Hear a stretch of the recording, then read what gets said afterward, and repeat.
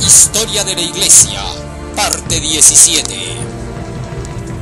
La mensajera de Dios había escrito con respecto al mensaje del tercer ángel las siguientes palabras: son muchas las preciosas verdades que contiene la palabra de Dios, pero es la verdad presente lo que el rebaño necesita. Primeros Escritos, página 63. Con estas palabras, la mensajera del Señor está llamando la atención al pueblo de que lo más importante es preocuparse ahora por la verdad presente y no por otros mensajes. Que nada empequeñezca la fuerza de la verdad para este tiempo. La verdad presente ha de ser nuestra preocupación. El mensaje del tercer ángel debe hacer su obra de separar de las iglesias a un pueblo que sostendrá los principios de la verdad eterna. Evangelismo, página 171. Deben hacerse esfuerzos definidos para presentar a la gente y en forma descollante el mensaje para este tiempo. El tercer ángel ha de ir con gran poder. Joyas de los Testimonios, tomo 2, página 371. De esta forma, la mensajera de Dios estaba declarando que tenemos un mensaje especial para esta hora. El mensaje del primer ángel y del segundo ángel habían sido ya proclamados. Eso no significaba que no había que seguirlos proclamando, pero el mensaje de mayor importancia era el mensaje del tercer ángel, debido a que era el tiempo y el momento cuando se tenía que proclamarlo. Cuando se habla acerca de la verdad presente y se dice que el primer ángel y el segundo ya fueron proclamados, se está refiriendo a que estos tuvieron su cumplimiento, pero sin embargo ese cumplimiento se extendería hasta el final del mundo. Tuvieron su cumplimiento en una fecha determinada. Escribe la mensajera del Señor en Mensajes Selectos, tomo 2, página 120. El primer ángel y el segundo se dieron en 1843 y 1844, y ahora estamos bajo la proclamación del tercero. Pero aún ahora hay que seguir proclamando los tres mensajes. De manera que entonces, al haber tenido su cumplimiento el primero y el segundo, en cuanto al tiempo, determinado por fechas, ahora le tocaba al tercero a partir de 1844. Desde entonces este mensaje se ha convertido en el tema principal. Evangelismo, página 147. El tema de mayor importancia es el mensaje del tercer ángel, que abarca los mensajes del primero y del segundo ángeles. Todos deben entender las verdades contenidas en estos mensajes y demostrarlos en la vida diaria, porque esto es esencial para la salvación. De manera que entonces, el mensaje del tercer ángel es esencial para la salvación. La comprensión, tanto del tercero como del segundo y el primero, son especialmente para salvar a la persona. Por tanto, este mensaje jamás debe ser removido de su lugar y nunca debe de dejar de ser proclamado. Joyas de los Testimonios, tomo 3, página 288. Dijo la mensajera del Señor: en un sentido muy especial, los adventistas del séptimo día han sido colocados en el mundo como centinelas y transmisores de luz. A ellos ha sido confiada la tarea de dirigir la última amonestación a un mundo que perece. La palabra de Dios proyecta sobre ellos una luz maravillosa. Una obra de la mayor importancia les ha sido confiada: proclamar los mensajes del primero, segundo y tercer ángeles. Ninguna otra obra es comparada con esta, y nada debe desviar nuestra atención de ella. De tal manera que nuestro mensaje de los tres ángeles debe ser proclamado al mundo entero sin ser desviado de su cauce. Por ningún motivo, ningún otro mensaje ha de tomar jamás el lugar de este mensaje de los tres ángeles. No hemos de rebajarlo ni siquiera en un solo punto, porque no es el mensaje sacado por hombres, sino que Dios mismo lo ha enviado, y cualquiera que toque las cosas sagradas debe pagar por ello. El anuncio del mensaje del tercer ángel está dado claramente.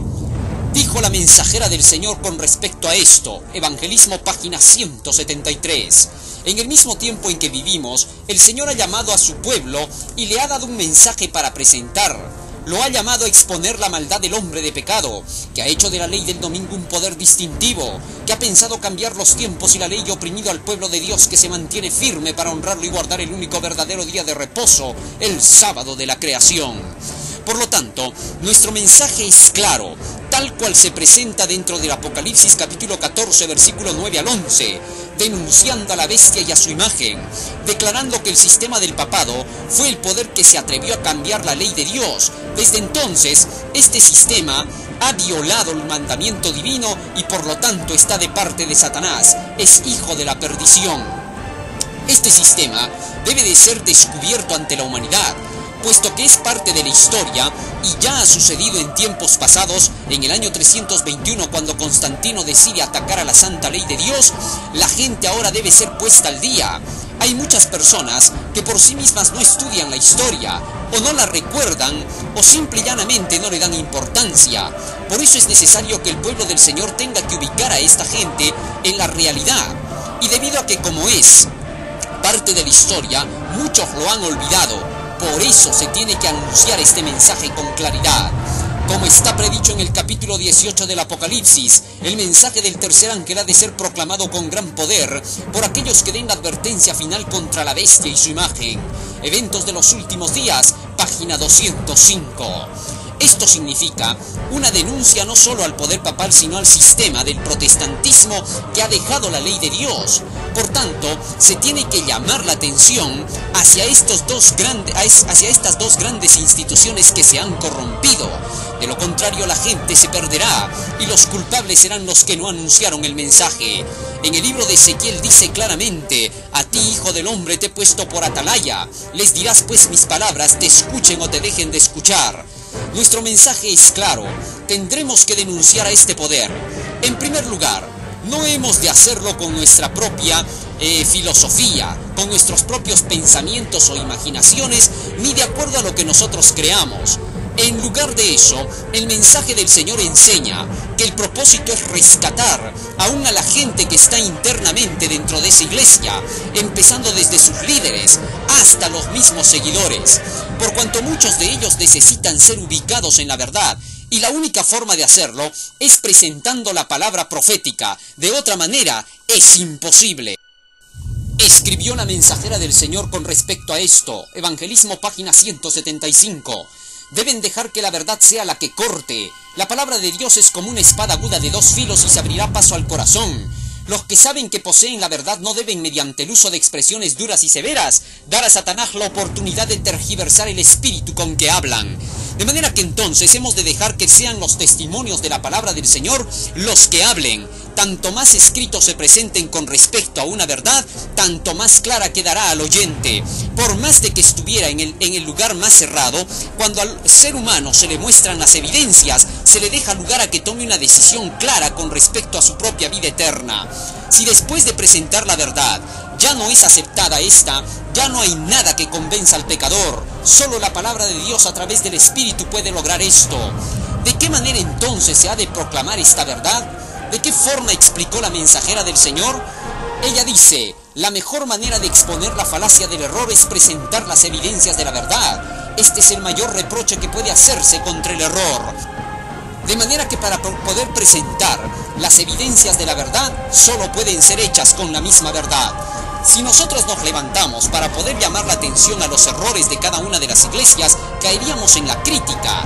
Evangelismo, página 169 dice: evitad criticar a las iglesias, espaciaos mucho en la piedad vital. De manera que entonces debemos de tener cuidado de no hablar nuestras propias palabras, por más de que muchas de esas cosas pudieran estar sucediendo u ocurriendo. Debemos presentar nosotros la segura palabra profética. Ella demostrará si es correcto o incorrecto lo que tal o cual tiene que hacer.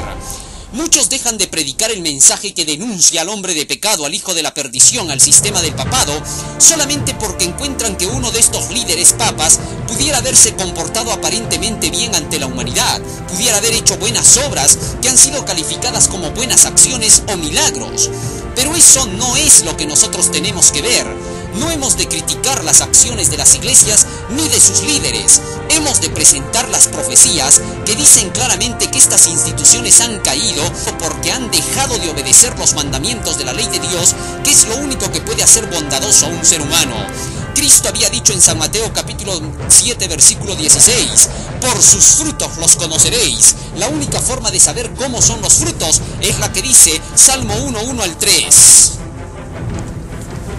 Bienaventurado el varón que no anduvo en consejo de malos, ni estuvo en camino de pecadores, ni en silla de escarnecedores se ha sentado, sino que en la ley de Jehová está en su delicia, y en su ley medita de día y de noche. Será como árbol plantado junto a corrientes de aguas, que da su fruto en su tiempo, y su hoja no cae, y todo lo que hace prosperará. De manera que los frutos se han de medir por la obediencia a la ley de Dios, a la palabra de Dios. Y si dentro de la palabra del Señor se nos dice que estas instituciones han caído por cuanto han dejado los mandamientos de la ley de Dios, entonces eso significa que tendremos que denunciar a estas instituciones por lo que dice la palabra y no por lo que puedan ser simple y llanamente sus individuos. Debe recordarse que en todas las iglesias hay trigo y cizaña. Aún en el pueblo del Señor se encuentra el trigo y la cizaña. Y por lo tanto, las acciones de los individuos o de sus líderes que puedan declarar ante el público no han de pesar, sino las doctrinas que llevan estas iglesias. La Iglesia Católica Romana, desde la antigüedad, desde el año 321 en que se inició con Constantino el Grande, ya ha venido trayendo doctrinas falsas, y estas doctrinas hacen de esta iglesia lo que es. La convirtieron en una iglesia pagana y perseguidora. Las iglesias protestantes que han dejado la ley de Dios también están siguiendo los mismos pasos. Están dejando entrar al mundo el paganismo, y pronto estas iglesias llegarán a unirse por completo para decretar la ley dominical, que atacará al sistema por completo de la ley de Dios.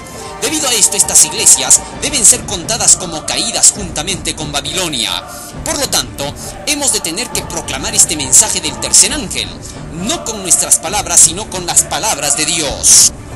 Un ejemplo de cómo debe proclamarse este mensaje fue escrito por la mensajera del Señor en el libro del Evangelismo, página 420. Se necesita un estudio mucho más profundo de la palabra de Dios. Especialmente los libros de Daniel y el Apocalipsis deberían recibir atención como nunca antes en nuestra obra.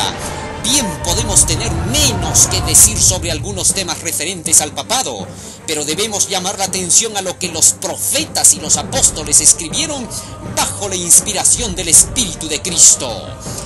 Con estas palabras la mensajera del Señor estaba enseñando que de ninguna manera debemos de hablar, por más de que sean algunas cosas verdad, con respecto a otras denominaciones. Lo que debemos hacer es presentar las Escrituras y demostrar qué dicen estas con respecto a estos poderes, con respecto al papado, de si este poder está haciendo la voluntad de Dios o no, y con respecto a las iglesias que han seguido su mal ejemplo, si éstas están haciendo lo que dice la Biblia o están siguiendo sus propias ideas. Esto solo puede hacer la Biblia.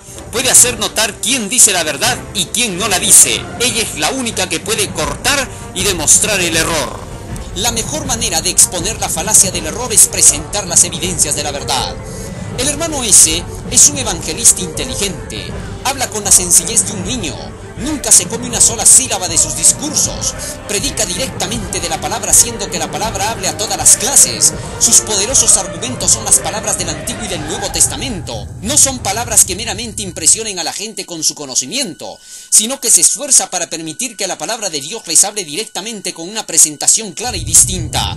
Si alguno rehúsa aceptar el mensaje, debe rechazar la palabra. El hermano S. se espacia especialmente en las profecías de Daniel y Apocalipsis.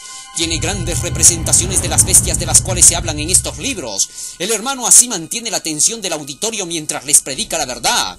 Por medio de este esfuerzo, centenares de personas fueron inducidas a tener una mejor comprensión de la Biblia de lo que jamás habían tenido. Evangelismo, página 152. El Señor ha estado cooperando con el pastor S., enseñándole cómo ha de dar a la gente el último mensaje de amonestación. Su método de hacer que las palabras de la Biblia prueben la verdad para este tiempo y su empleo de símbolos presentados en Apocalipsis y Daniel es efectivo. Aprendan los jóvenes en forma práctica qué es la verdad y cómo ha de comunicarse. Estamos viviendo en los últimos días del gran conflicto y solamente la verdad nos mantendrá seguros en este tiempo de dificultad. Hay que preparar el camino para que el pastor se dé el mensaje, y maestros y jóvenes deberían asistir a sus reuniones vespertinas. Evangelismo, página 153. Tales métodos serán usados cada vez más en la terminación de la obra.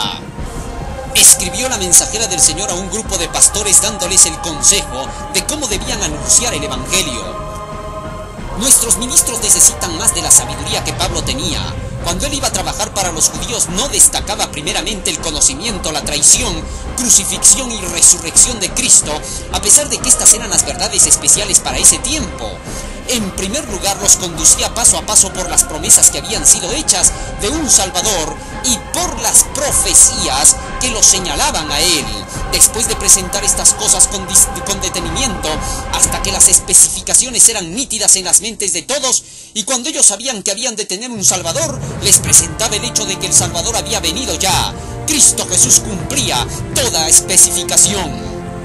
Este era el engaño o cebo con el cual prendía las almas. Presentaba de una manera tal que el prejuicio anterior de la gente no se despertaba para cegar sus ojos ni pervertir el juicio.